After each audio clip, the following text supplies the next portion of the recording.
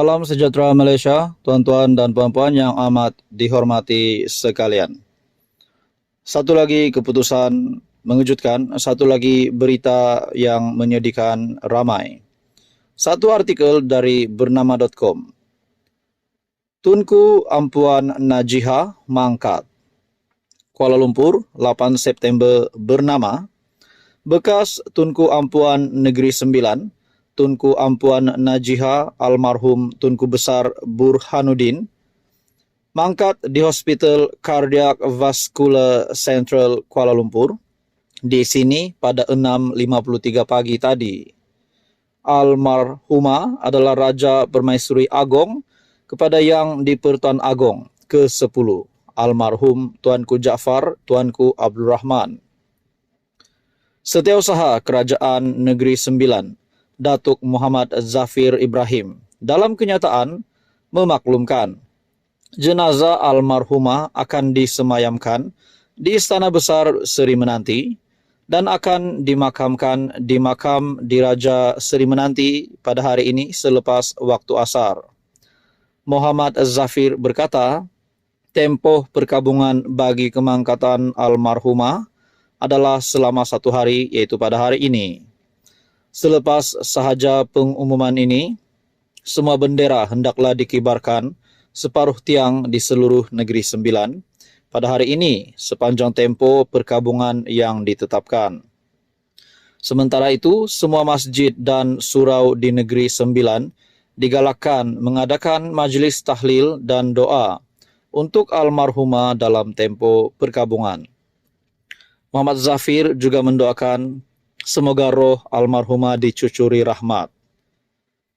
Satu artikel dari bernama.com, Tunku Ampuan Najiha mangkat. Ini pasti satu berita yang menyedihkan kepimpinan politik dan juga ramai rakyat Malaysia. Sekian saja, teruskan bersama di dalam channel ini untuk info yang seterusnya. Hai, hello, salam sejahtera Malaysia, tuan-tuan dan puan yang amat dihormati sekalian. Pilihan raya di Simpang Jeram. Akhirnya, saudara-saudara, tuan-tuan dan puan, pengundi-pengundi akan mengundi pada pilihan raya di Simpang Jeram nanti. Ada yang kata kerajaan PHBN akan menang. Ada yang kata PAS pula tiada harapan. Nah, saudara-saudara, dalam satu artikel dari Sinar Harian, ini pasti satu keputusan ataupun tajuk berita yang mengejutkan kepimpinan PAS dan juga Perikatan Nasional.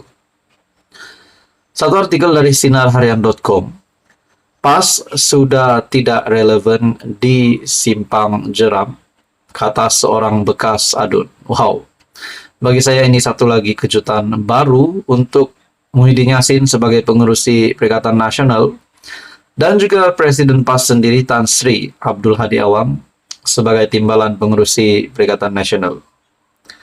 Bekas ahli Dewan Undangan Negeri Adun Sungai Abong, Dr. Sheikh Ibrahim Sheikh Saleh, menyifatkan angan-angan PAS yang mahu kembali merampas kerusi berkenaan yang kini dikenali sebagai Simpang Jeram sebagai sia-sia, kerana parti itu sudah tidak relevan di kawasan itu.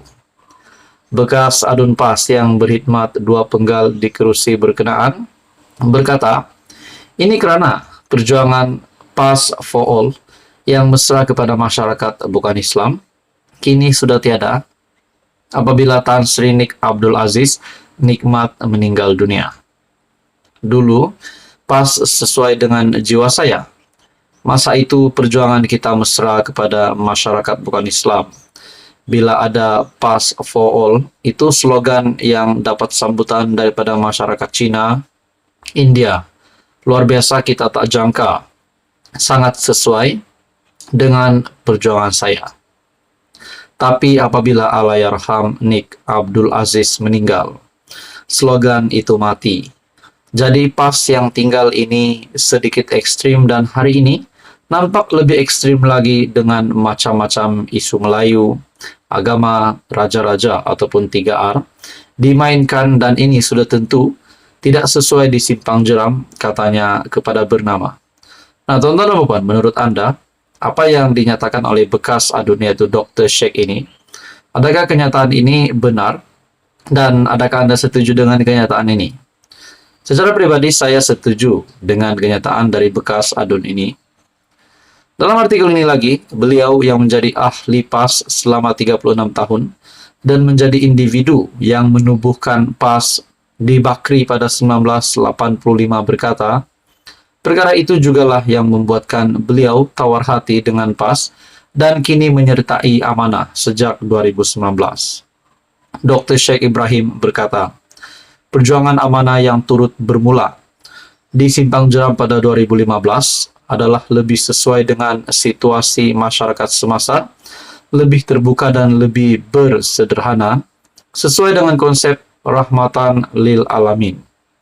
Bila tak dapat sokongan Cina, maka isu 3R ini PAS akan main. Dan saya percaya selepas ini mereka akan jadi lebih ekstrim memandangkan BN dan Pakatan Harapan berada dalam satu gabungan yang lebih moderate, sederhana, DAP yang lebih sederhana, semua akan lebih bersederhana. Katanya, hasrat PAS yang mau melahirkan doktor kedua itu, yaitu kemenangan calon berlatar belakangkan pakar perubatan di Simpang Jeram melalui pendekatan kempen calon PN, merawat dan mendekati pengundi sakit, hanya dilihat sebagai gimmick bagi meraih undi semata-mata. Karena saya doktor dan anak tempatan di sini, berkhidmat di sini, daripada mula saya bertugas pada 80-an hingga hari ini.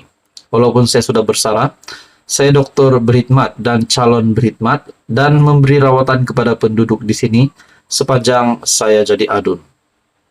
PRK di Simpang Jeram dan Parlimen Pulai menyaksikan pertandingan 3 penjuru antara PN, BNPH dan Bebas dengan calon PH Nazri Abdul Rahman akan berdepan saingan ahli jawatan kuasa PAS Pusat Dr. Muhammad Mazri Yahya daripada PN dan calon Bebas yang juga ahli perniagaan S. Jeganathan. SPR menetapkan pilihan raya kecil bagi kedua-dua kerusi itu diadakan serentak pada Sabtu ini. Jadi adakah di dua pilihan raya kecil ini bakal dimenangi oleh kerajaan ataupun PAS PN? Seperti yang dinyatakan oleh bekas adun ini, PAS sudah tidak relevan di Simpang Jeram.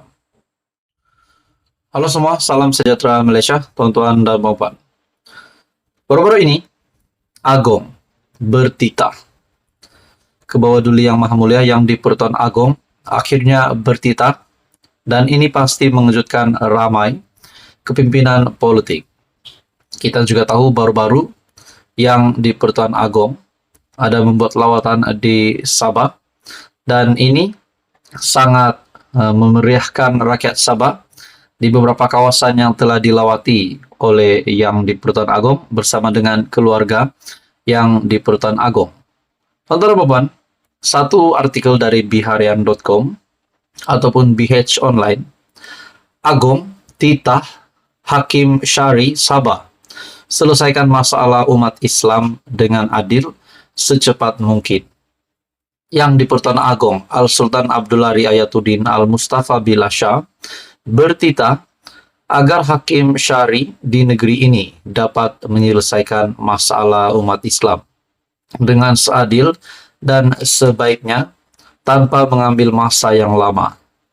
Seri Paduka Baginda juga berharap Hakim Syari dapat melaksanakan segala amanah yang diberikan kepada mereka dengan baik, terutamanya dalam menyelesaikan masalah umat Islam di Sabah.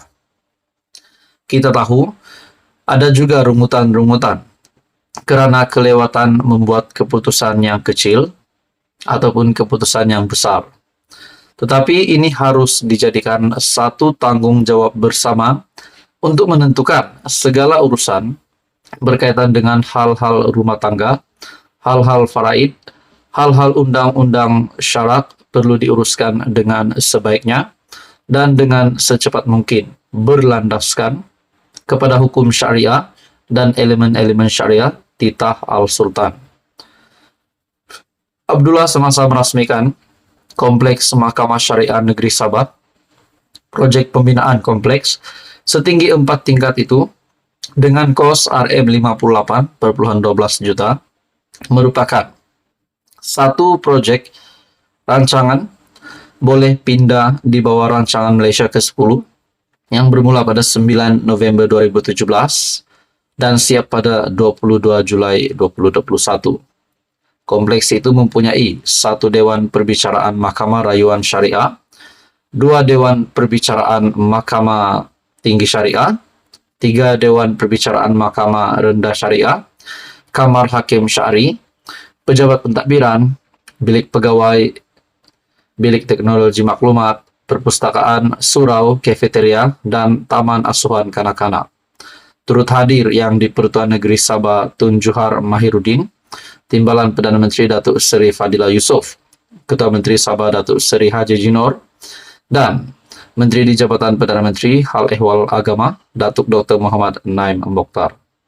Al-Sultan Abdullah yang berangkat dalam jelajah Kembara Kenali Borneo bertitah Kompleks Mahkamah Syariah Negeri Sabah secara tidak langsung adalah manifestasi kewujudan pentadbiran Islam bertapak di negeri Sabah setelah wujudnya enakmen pentadbiran hukum syarak di negeri ini pada 46 tahun lepas. Tuan-tuan dan puan, teruskan bersama di dalam channel ini untuk info yang seterusnya.